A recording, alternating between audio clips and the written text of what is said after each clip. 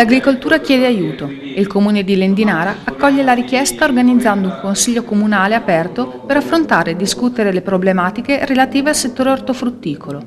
Così il 24 febbraio scorso la sala consigliare si è riempita di agricoltori, rappresentanti delle associazioni di categoria del settore, sindaci e rappresentanti delle BCC locali che, alla presenza dei consiglieri regionali Cristiano Corazzari e Graziano Azzalin e dell'assessore provinciale all'agricoltura Claudio Bellan, hanno lanciato il loro SOS verso le istituzioni.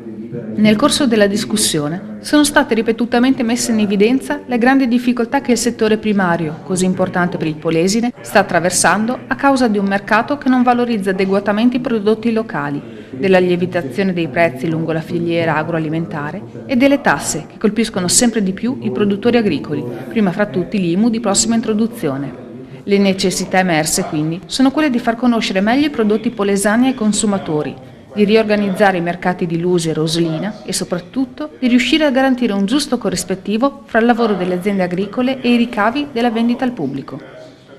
Gli agricoltori chiedono che venga aperto il dialogo fra tutte le componenti la filiera dell'ortofrutta, per instaurare un confronto serio e costruttivo che conduca alla formazione di proposte e soluzioni concrete alle tante problematiche che gravano sul settore. Un tavolo di lavoro permanente che coinvolga i produttori, le associazioni di categoria, le istituzioni pubbliche e i rappresentanti della grande distribuzione, quindi, è sempre più indispensabile per dare il giusto valore ad uno dei settori più rappresentativi dell'economia polesana.